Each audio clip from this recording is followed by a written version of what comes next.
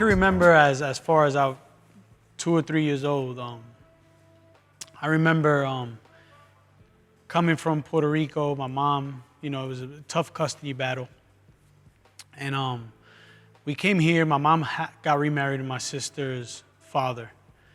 That's where I started experiencing abuse physically. I remember when he would burn my hands on the stove just because I grabbed a cookie that wasn't mine, from the snack cabinet. So I grew up with that abuse, and I started going to Kids Peace. I was hurting myself. I was just grabbing stuff and rubbing my knuckles on the rug because I was used to pain. I would stab my gums till they bleed. I was so used to so much pain.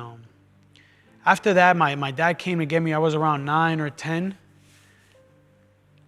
I thought it was going to be a good life now, and so different type of abuse happened. It was more physical.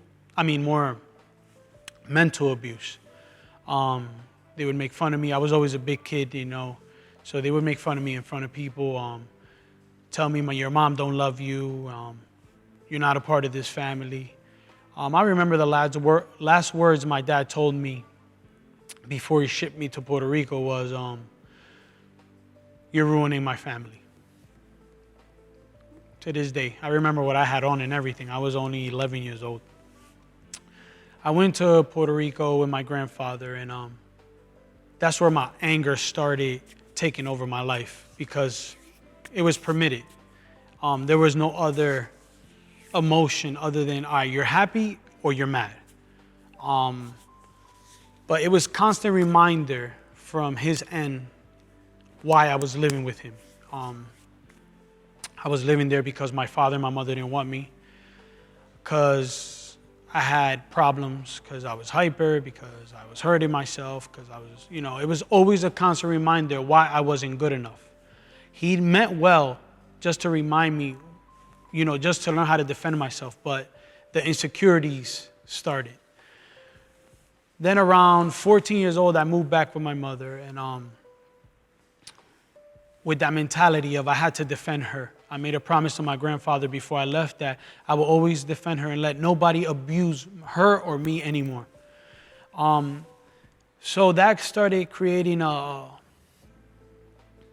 shell that was covering all my imperfections. Like, I had insecurities, I was angry, I wanted to commit suicide. I started disguising all that with, sneakers, clothes, cars. My mom felt like making up for that was to spoil me.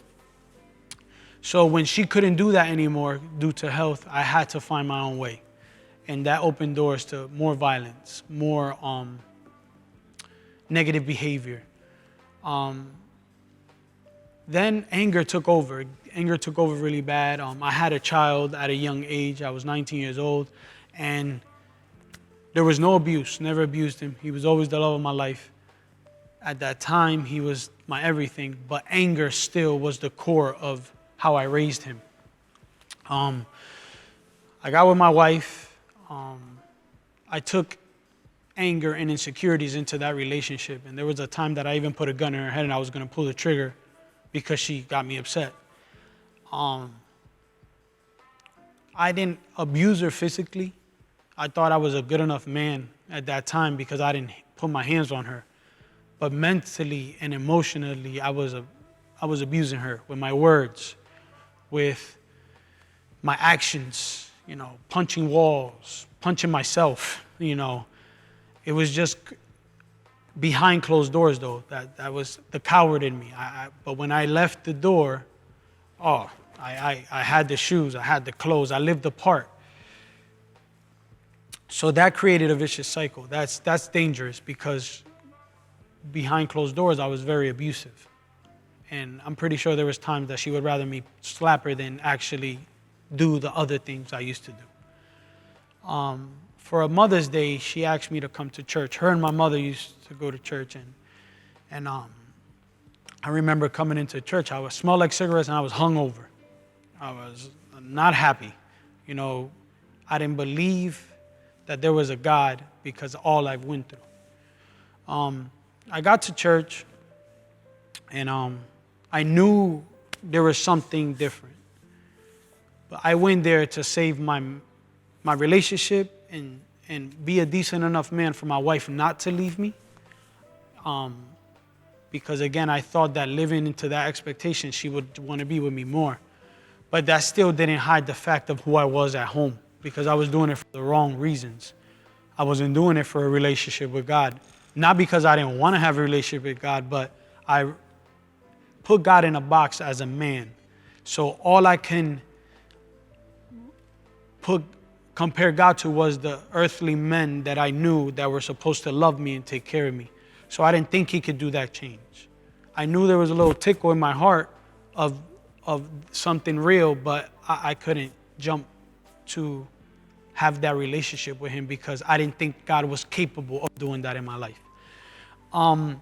Then I had an episode in the church where I was exposed. My anger was exposed. The cat was out of the bag. Lewis has this problem. I felt like I let a lot of people down, and I let myself down. But I think that was the process that I had to get exposed. God needed me to be exposed to start healing.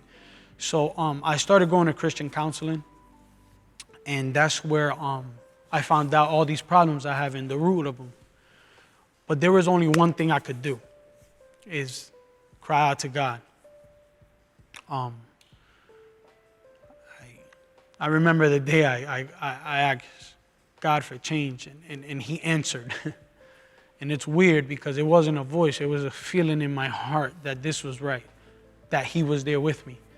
But he revealed to me throughout this whole process of healing, because anger is a problem that needs healing, and that he was always there since day one, that it could have been so much worse, that I could have done so much more things that could have landed me in jail or dead.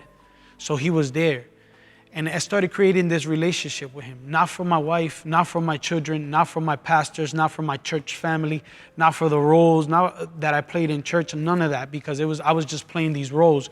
It was more of, okay, so I felt this today. What else can he do for me? Can you heal me?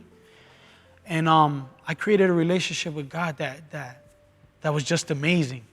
To this day is amazing, because I know I'm flawed, but I know he makes me whole. I know I'm not capable of being a good husband without him. I know I'm not capable of being a good father without him. So the process was amazing, because I am thankful for what I've been through.